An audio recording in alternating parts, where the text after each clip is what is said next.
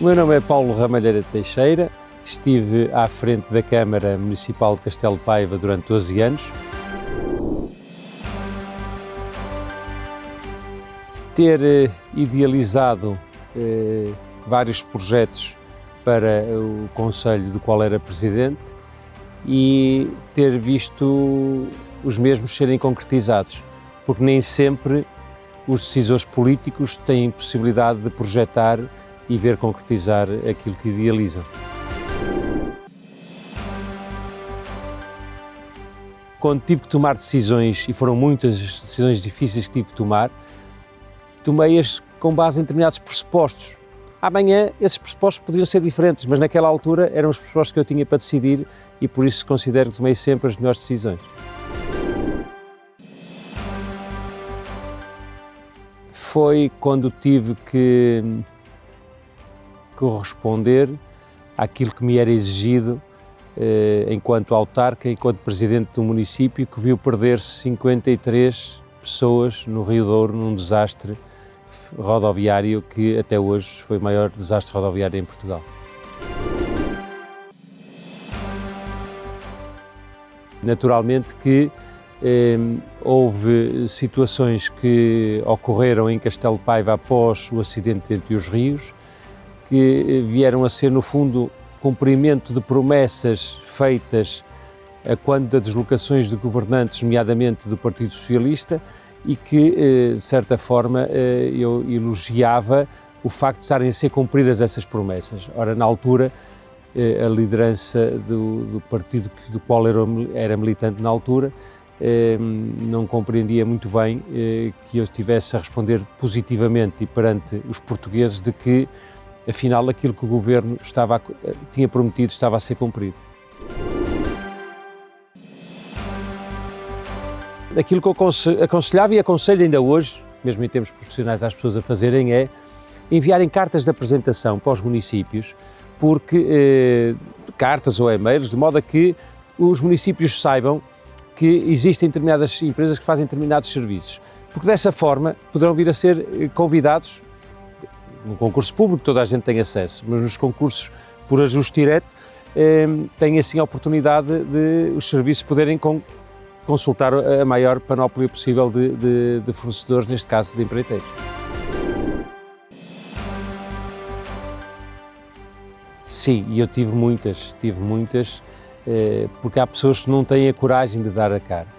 Eu, quando ao longo da minha vida não concordei com determinadas situações, seja elas na política ou de outra índole, eu assinava sempre com a minha assinatura e nunca o deixei de o fazer. E por isso lamento que aqueles que muitas vezes põem em causa, nomeadamente decisores políticos, façam sobre a forma do anonimato, mas mais grave ainda é que quem as recebe lhes dê o tratamento que não deveriam ser dados, porque, no fundo, são denúncias anónimas sem rosto.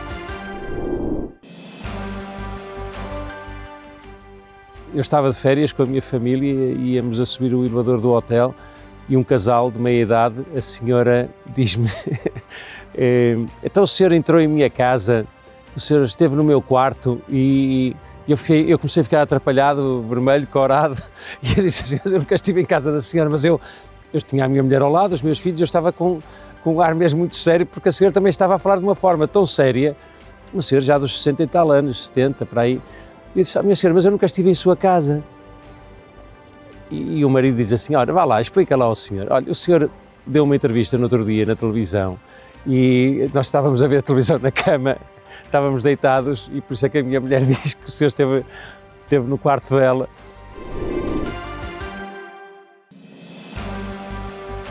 Que eu saiba, não. Temos que decidir, assinar documentos e que nos levam a refletir. Eu muitas vezes, naqueles que tinha mais dúvida, levava-os para casa para ler, mais uma vez, segunda vez, e então, quando me chegavam documentos que me diziam assim, Sr. Presidente, tem que assinar aqui.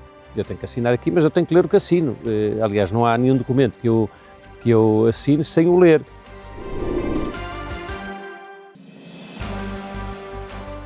Não é. Eu, quando assumi a função de Presidente da Câmara, deixei de ter fins de semana, deixei de ter privacidade, deixei de poder muitas vezes jantar com a família, de estar com a família e, para além disso, os políticos em Lisboa, o Poder Central ainda não deu conta de que é das profissões piores pagas em Portugal, porque é inadmissível que a média de um vencimento de um vereador ou de um Presidente da Câmara não passe os 4.000 euros quando está 100% dedicado a uma função.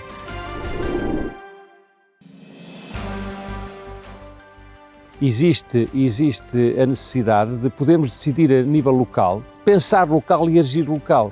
Isto é uma regionalização mais pequena, dar competências aos municípios, não só competências materiais como também financeiras, para que se possa resolver a nível local aquilo que muitas vezes obriga a que as populações tenham de se deslocar ou à capital do distrito ou até a Lisboa para resolver os seus problemas.